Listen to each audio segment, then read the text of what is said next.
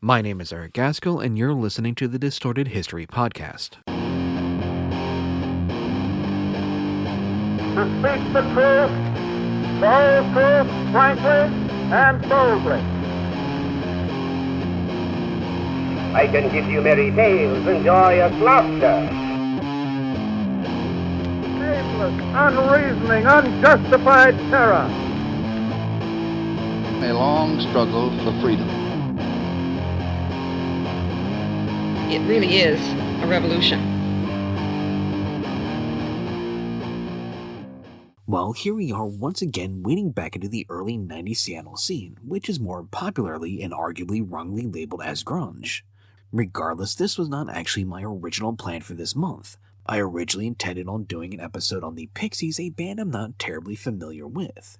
That was my plan until I started looking at the potential sources I had written down for such an episode and realized that they included 2 legit books, suggesting that maybe a longer or more in-depth episodes were in order, and I simply wasn't ready for that just yet.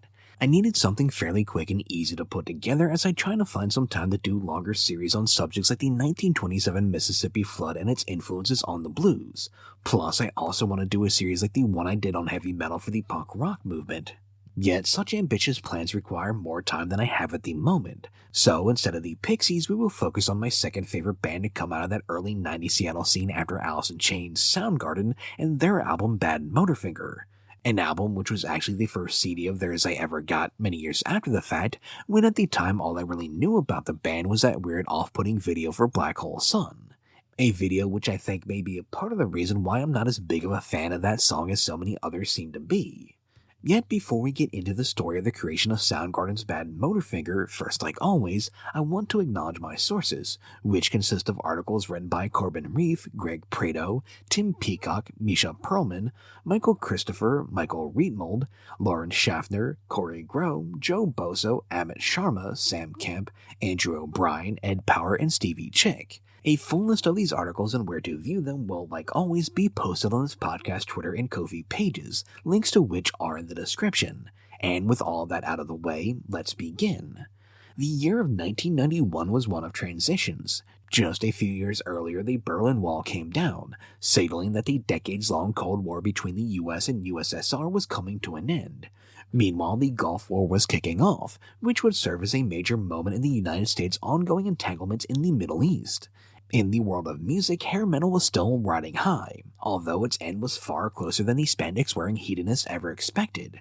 Meanwhile, hip-hop was starting to really break out, while the Seattle rock scene had caught the attention of a number of major labels. However, none of those bands had really broken out in a big way on the national stage at this point. By the end of the year, though, it would be a much different story.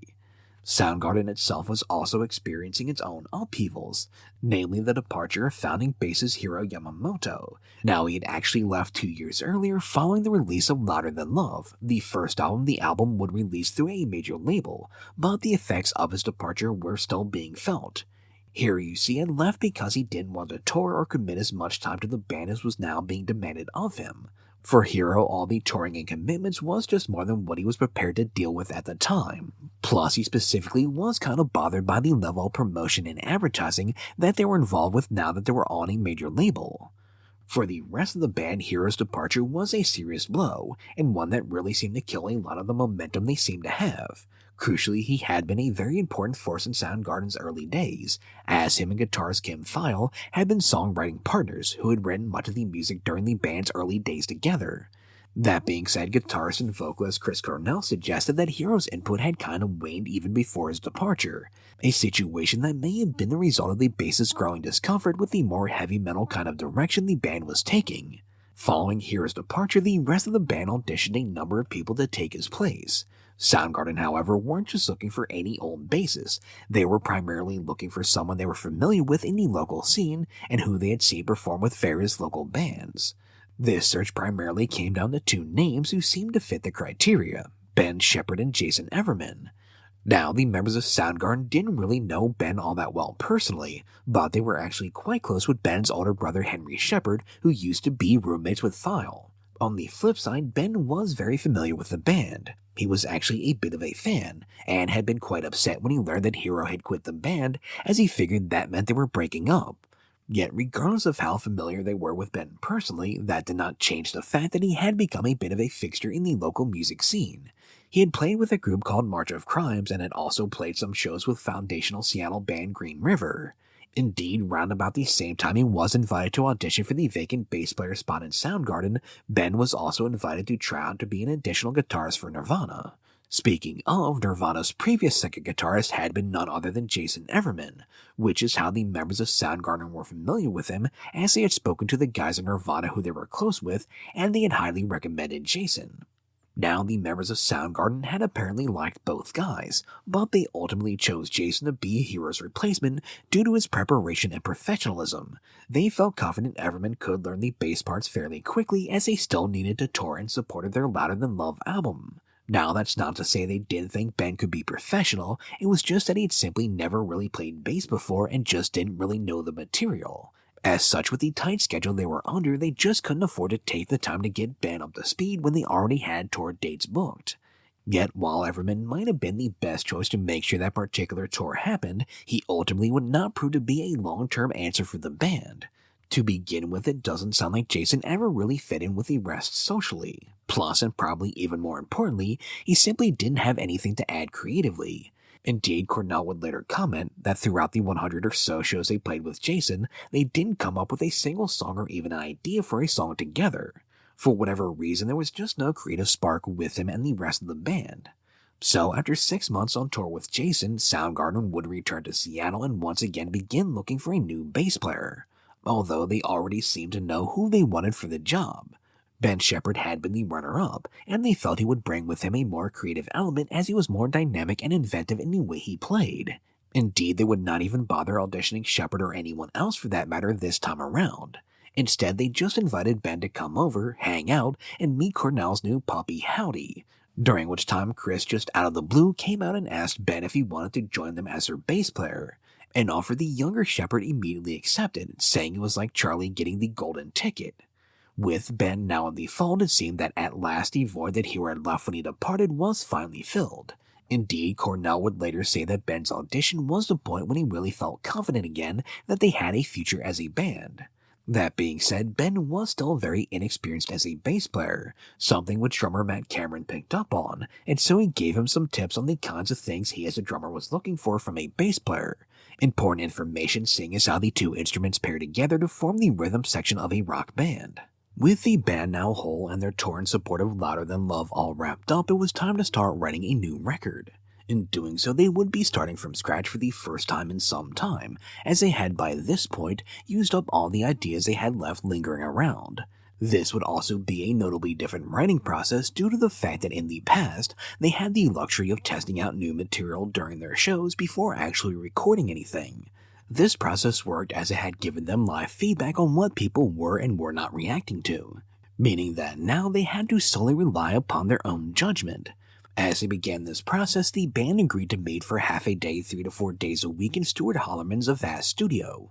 Hollerman was a friend and his studio was new and not really established yet, so it was available for them to make use of. Strangely enough, the first day they gathered to start rehearsing and writing in preparation for the new album also happened to be the day the Gulf War started.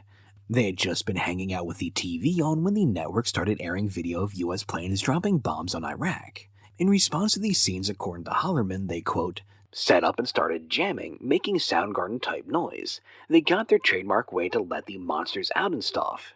It was on this day as they were processing what they had seen on the news that they came up with Slaves and Bulldozers, a song that Cornell would say he wanted to be a, quote, visceral, up-tempo, aggressive post-punk rock song with screechy vocals, but that's not a heavy metal song or a retro hard rock song. The end result would be something that he characterized as being kind of all over the place, much like the band themselves were. In all, it sounds like Soundgarden at this point had a really good collaborative atmosphere. They were very supportive of one another, which included their new bassist as drummer Matt Cameron would describe Ben as being very positive and encouraging during these sessions. Meanwhile, Chris Cornell was said to have been very open and accepting of any ideas from the rest of the band. Indeed, according to Ben Shepherd, oftentimes Chris would take an idea and add that final finishing touch to it that really turned it into a Soundgarden song. This was notably a very prolific period for Cornell in respect to being a songwriter, You see, as he was getting together with Soundgarden to begin work on what would become Badmotorfinger in January 1991, Chris had just finished up work on an album with Temple of the Dog in December of 1990. An album created largely as a tribute to his dear friend Andy Wood, who had died earlier that year. You see, Andy, who Chris would characterize as a born rock star, was the talented and flamboyant singer of another Seattle-area band, Mother Love Bone, who were kind of like a glam metal band put through the Seattle lens. Andy and Chris were really close. In fact, the two actually lived together in Chris's place on Capitol Hill. Unfortunately, Andy had struggled with drugs and addiction for some time. Now, round about this time, Andy had gotten clean, following an intervention by his family at Thanksgiving. This intervention and a desire to clean up in anticipation of his band's success, what with signing with a major label and the upcoming release of their debut album, finally got Andy to go to rehab. Sadly though, Andy had started to spiral again in early 1990. The situation was bad enough that it alarmed his girlfriend. However, his bandmates kind of ignored what was going on, as they had dealt with Andy's issues before and didn't seem to realize how serious things were. Instead, they were, if anything, more focused on their record deal and so didn't really look to intervene. Andy would then fall off the wagon on the 16th of March 1990, which was particularly dangerous for a heroin user. As from what I understand, the longer one uses a drug like heroin, their body builds up a resistance to it, thus requiring them to use more of the drug to get the same effect. Yet when they get clean, their body kind of resets and loses the resistance it had built up.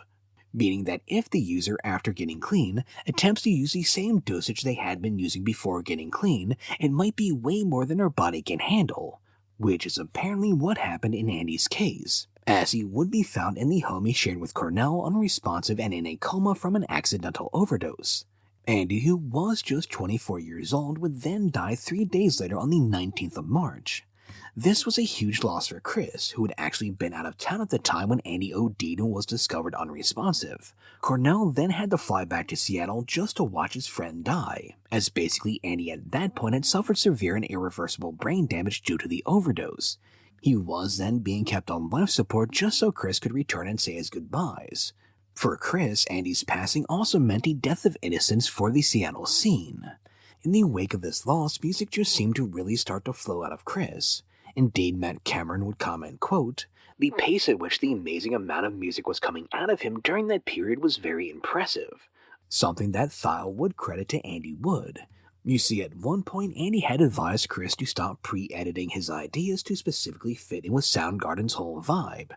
Basically, what he wanted his friend to do was just record his ideas as they were and just put them out there. This, Thile believed, led to this flowering of creativity from Cornell, as he felt free to write whatever. Indeed, in addition to the stuff he would write for Soundgarden and Temple of the Dog, Chris was also heard during this time recording acoustic songs onto his 4-track cassette recorder that didn't fit in with either band. Not only that, but during the same time frame, Cornell would also produce a 5-song demo for the film's singles that would become known as the Pontier tape. You see, director Cameron Crowe's 1992 rom-com Singles was set in Seattle and revolved around an alt-rock musician named Cliff Pontier. Crowe at one point even wanted Chris Cornell to play the role after the two met and became friends when the director arrived in town to begin work on the film.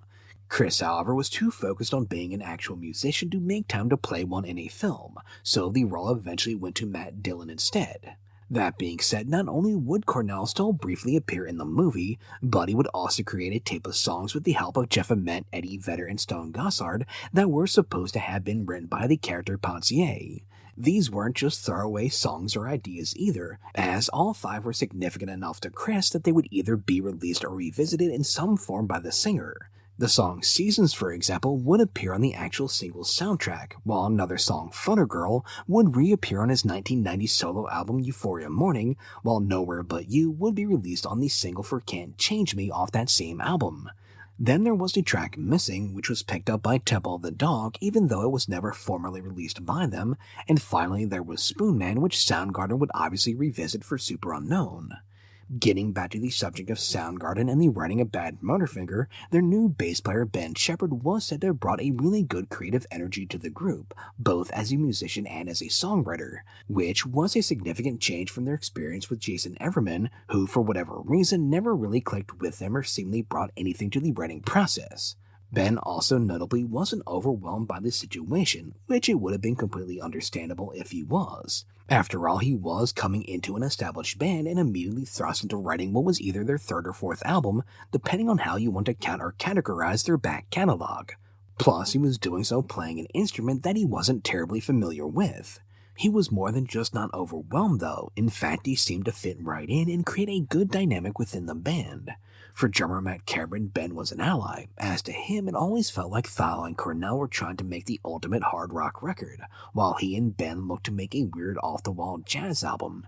Kim Thile, meanwhile, credits Ben's presence with helping to change up the songwriting dynamic in the band, as suddenly there were a bunch of new writing partnerships simply because Ben was a new guy who also happened to be very creative and supportive in his own right. Now, as I've already touched upon, Cornell in particular had a ton of ideas and songs he was coming up with during this period. Indeed, one day he would bring to the band a tape of demos that he had put together.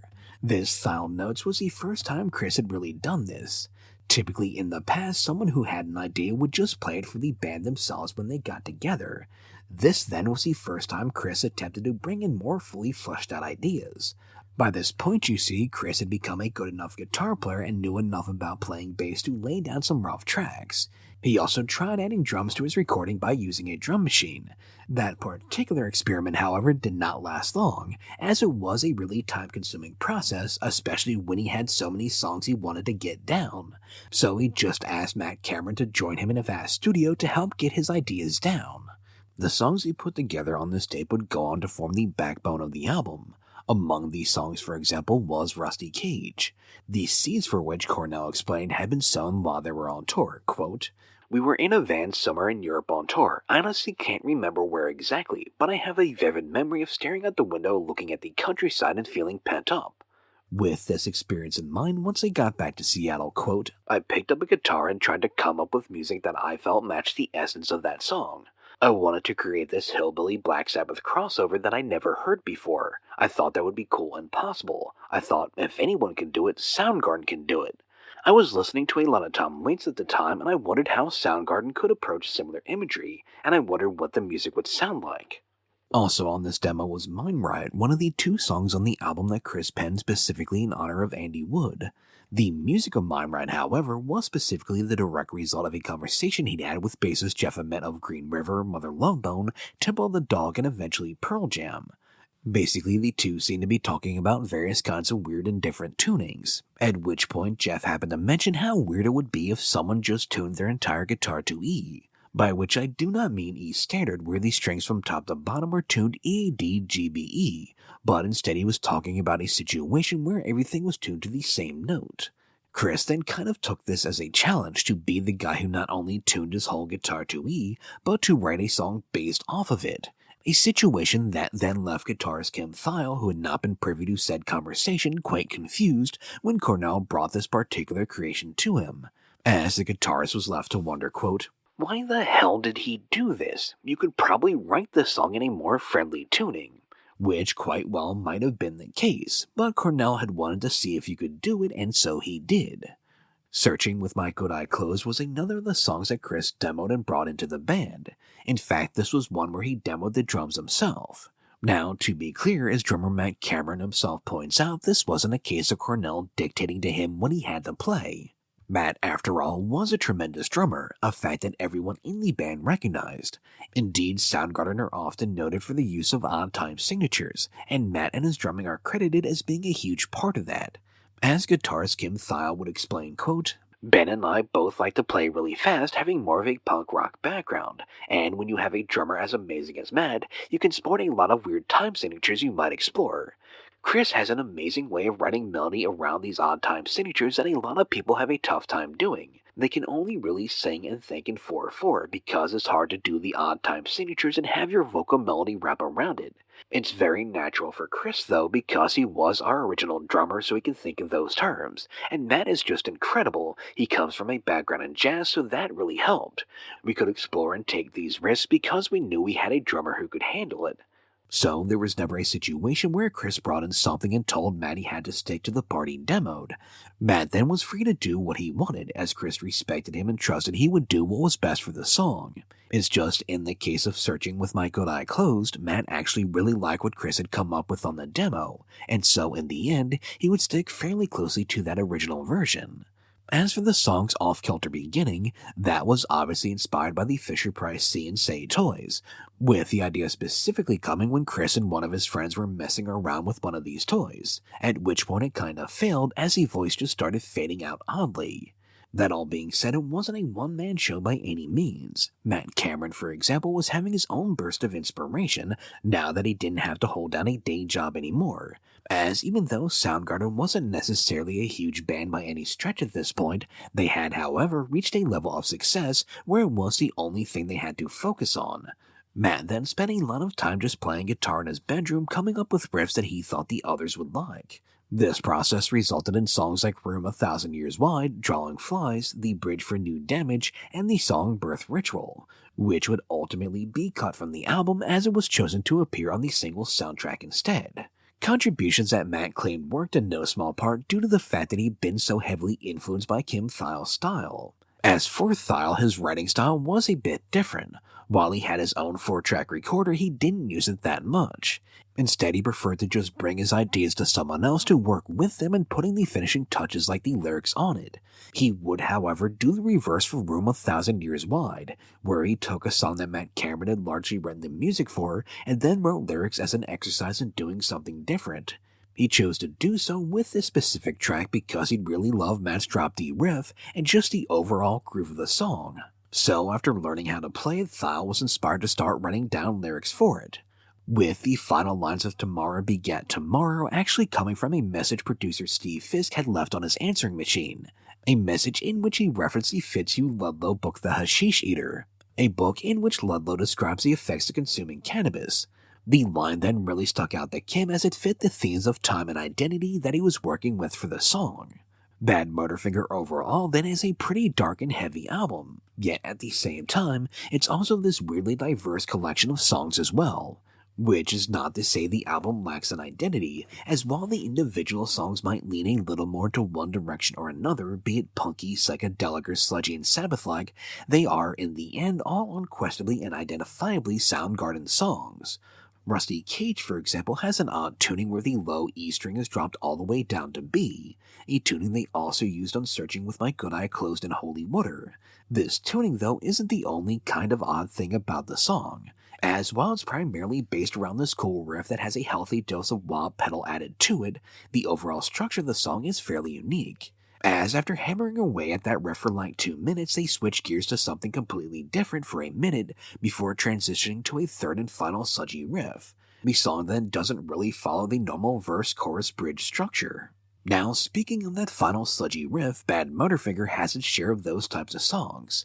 For example, Slaves and Bulldozers, Room 1,000 Years Wide, Holy Water, and Outshine, the other song on the album that was written by Chris in honor of Andy Wood, are all pretty chunky and sludgy efforts. Yet they're not strictly a sludgy band, as in addition to stuff like the kind of unhinged-sounding Jesus Christ pose, there also seems to be a heavy dose of psychedelica throughout the album as well, with songs like Somewhere, Searching with My Good Eye Closed, Mind Ride, and even Drawing Flies, all kind of leading into that more offbeat psychedelic or even jazzy kind of vibe.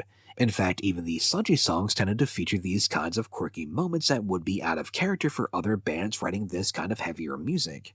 Indeed, even the very punky Face Pollution includes this weird psychedelic jazzy proggy interlude that just kind of fits because this is a Soundgarden album.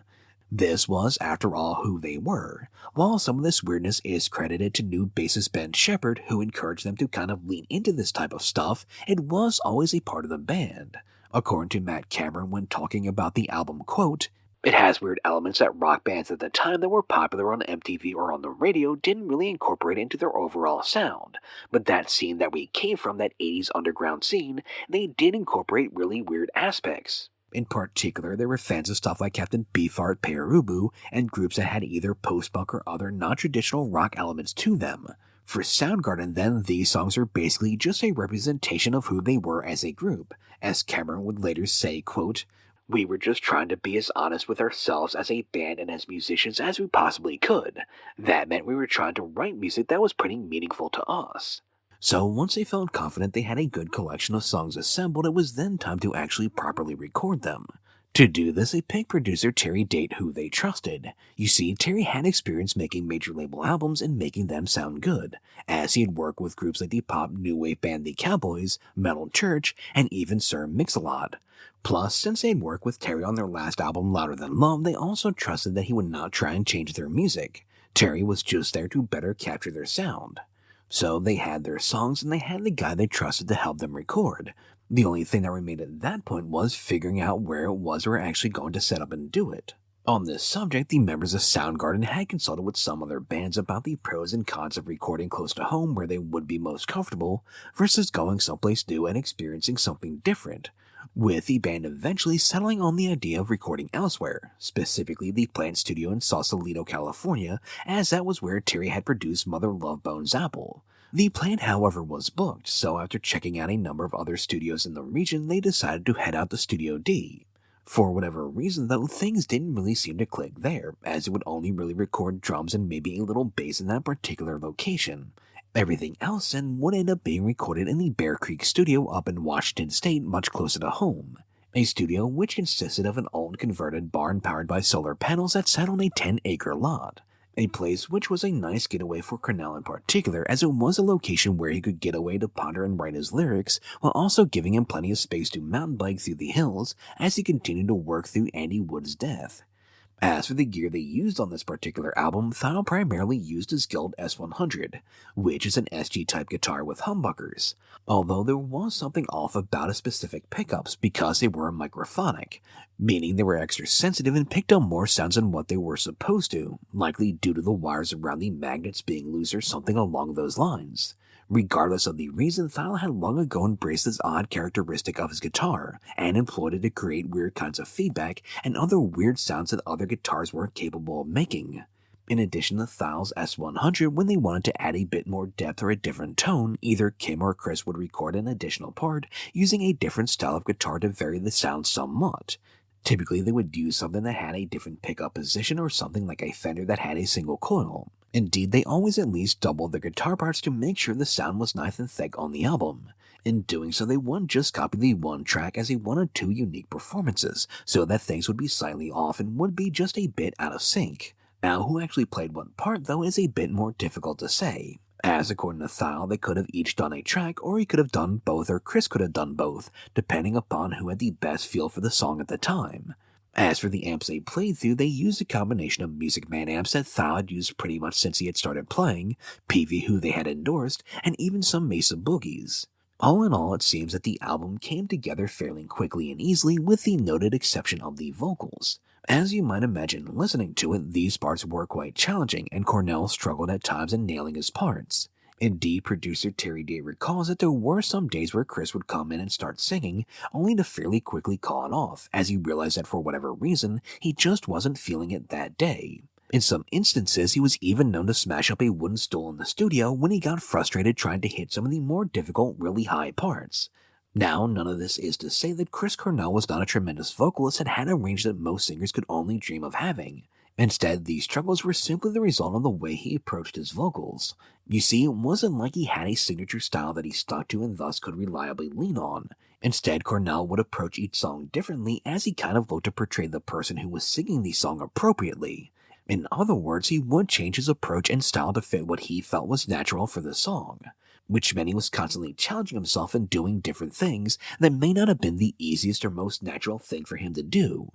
When things finally did start coming together, Matt Cameron recalls listening back to some of the rough mixes Terry had made for them and being very impressed by what they had created. This new album was sounding a lot better than their past outings, and he would credit a good amount of that change to Ben Shepherd's addition. With everything more or less recorded, the next step then was figuring out what order these songs should appear in on the record. As they started putting the album together and pretty much all came to an agreement on the sequence, Chris suddenly vetoed the inclusion of one of the songs, something which he had the right to do as it was a song he had written. It was his song then, and he had the right to do with it what he wanted. The track in question was this heavy, groovy number titled Cold Bitch that both Matt Cameron and Ben Shepherd really liked. For whatever reason though, Chris wasn't happy with his vocals, and so it was cut from the album. Meanwhile, much like the addition of Ben Shepherd helped to change in some ways how the album was written, a new face mixing the album also helped to give their latest effort a distinctive sound from its predecessors. You see, Ron St. Germain, who would work with groups like the Bad Brains in the past, helped to give the album a darker tone than Louder Than Love. This kind of darker tone was the result of a heavier guitar sound, the bass being brought up in the mix, and by giving the drums a really dry tone. With everything concerning the music all locked in, the only thing that remained was figuring out the packaging, meaning they needed a name and cover art. On the name front, Thal remembers suggesting a title that was a send-up of a 1967 self-help book, I'm Okay, You're Okay, as he suggested the title I'm Okay, Urinal Cake. A suggestion that definitely elicited a laugh from his bandmates, but didn't really fit the album they had crafted. Inspiration would then strike again a couple of days later as Kim was hanging out with a friend of his, during which time his friend put on a song called Bad Motor Scooter by the band Montrose. Having never heard the song before, Kim asked his friend what it was, and when he was told it was called Bad Motor Scooter, Thal responded, quote, "It might as well have been Badmotorfinger to me," with the name being a mashup of the song's name and the band Badfinger that Thal was a fan of. Now, this was nothing more than an off-the-cuff comment that got a laugh from his friend. However, the combination of Badmotorfinger kinda stuck in Kim's head. It after all had this kind of punk rock vibe to it. Plus, it looked kind of cool all written out as one word. So, figuring he was onto something, Kim brought the name to the studio the following day and the rest of the band latched onto it. As for the album's cover art, that was the work of one Mark Dancy, who had first met the guys in Soundgarden when his band Big Chief opened for them. Knowing he was an artist, Kim and Matt approached Dancy when Big Chief was playing a show in Seattle in 1991, at which point they asked if he would create the cover for their upcoming album. Dancy leapt at the opportunity, so they gave him the name and he started making sketches. Now, his initial attempts featured a motorcycle kind of design, but the group rejected these ideas, telling him it was more of a bad middle finger than a bad motorcycle. So, Dancy started playing around with the image of a hand with a raised middle finger, finally doing it in a kind of stylized lightning bolt kind of way. Which, once he stumbled upon it, he repeated it 12 times to represent the album's 12 tracks, and then arranged them into a kind of cool-looking circle design that kind of resembled a buzzsaw blade. The result of all their hard work would be released on the 8th of October 1991. In the lead-up to this moment, Thal has admitted to feeling some anxiety, as this was the first album they had made since founding bassist Hiro Yamamoto left the band, making the creation of the album an especially strange process for Thal in particular, as he was used to having Hiro as his writing partner and building his guitar riffs off his bass lines. Plus, as I mentioned earlier, unlike all their previous albums, none of the songs on Badmotorfinger had been tested live before they recorded them. In the past, whenever they released an album, they had the confidence that audiences had already responded to these songs. They could not say the same now, though. They had no idea how the public would react. Yet, at the same time, there was also this measure of confidence among the band that they had made something special. Still, they had no idea what this album and themselves would soon be swept up in. Keep in mind at this time, grunge wasn't really a thing yet. The closest thing any of the Seattle bands had to any real success had occurred just that summer when Alice in Chains' Man in the Box peaked at 18 on the Billboard charts. So, when Nirvana's Nevermind was released just 2 weeks after Badmotorfinger, no one was expecting it to take the world by storm. It was actually this situation that had allowed Soundgarden to craft Badmotorfinger the way they had. They had been free to write and record their album without any major expectations, as at the time there wasn't an established market for what they were doing. They were still this odd outlier who weren't a traditional hard rock or heavy metal band. They were this quirky and off-the-wall group who the label had taken this hands-off approach to. Basically, Soundgarden had this established fan base, and the label, rather than attempting to chase an imaginary audience, left the band to do their own thing so as to not chase off the fans they already had. As a result, the band had the freedom to experiment and do things their own way without having to deal with any kind of expectations of what they should sound like. Nirvana's breakthrough success, though, would help to create a sizable market for what Soundgarden had already created. Badmotorfinger then spawned 3 singles, Rusty Cage, Outshine, and Jesus Christ Pose. Now, the radio/video version of Outshine would notably have Thal's guitar solo excised from it, which did not make the guitars particularly happy, as he felt they were kind of misrepresenting the band. Yet he would come to terms with this situation by telling himself that it wasn't the real version of the song, and their fans would buy the album and thus would all hear the real version. Outshine being cut down, however, was far less controversial than the first single released off the album Jesus Christ Pose, a song that had been written during their time working in the Avast studio and was the only song on the album where all the band members received a writing credit. At the time, they had been working on arranging some of the songs that Cornell had demoed, when Matt Cameron started playing this weird rolling groove on his drums, and Ben Shepherd started playing a weird rapid-fire riff off of it. The sound echoing off the cement floor only added an extra layer of chaos to the whole scene, as Thile listened and was inspired as he eventually found something to add to the wild cacophony his bandmates were creating. Lyrically, the song was partially inspired by a photo of Perry Farrell of Jane's Addiction laying on a bed as he stared straight into the camera with his arms outstretched. The song, though, was less about Perry personally and more just a reaction to the whole over-the-top rock scene at the time and the trend of celebrities playing the victim, which for some of their contemporaries was a bit ironic, considering that in the Seattle scene, Cornell was pretty over the top, what with the whole wearing shirts that were pre-ripped at the seams so he could tear them off during the course of the show, something that seemed especially contrived to the more punk-minded members of the Seattle scene. As for the song and its video, the band got a lot of heat and pushback from MTV due to using images of an upside-down and or burning cross, images that particularly seemed to upset Christian groups who saw it as an anti-Christian song. Indeed, one article I read claimed that these groups actually took their protest to the streets, which I cannot confirm as I can't find that reference anyplace else, although I would find it funny if they did. Regardless, these groups made enough of a stink that MTV chose to ban the song.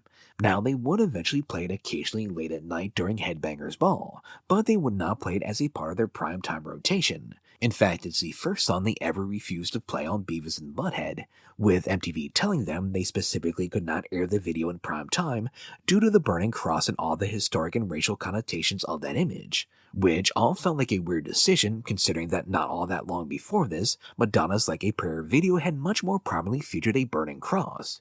It did not make sense to Thile then why Madonna got to get away with using this imagery, but an integrated rock band who used a colored woman of East Indian descent on the cross instead of a white man to represent the persecution of women throughout history could not. Regardless of this controversy, Badmotorfinger would earn Soundgarden their second Grammy nomination for Best Metal Performance and would be certified as double platinum by the middle of the 90s. In the meantime, before any of that major success hit, the first thing Soundgarden did after releasing the album was to set off on tour opening for Guns N' Roses, which they described as being an odd experience as they were playing to a crowd that was very much not their own. Afterwards, however, they had the opportunity to take part in Lollapalooza for a month, which they kind of saw as a reward for doing so many tours with glam metal style bands, as now they got the chance to play to a crowd that very much was into the music they were creating.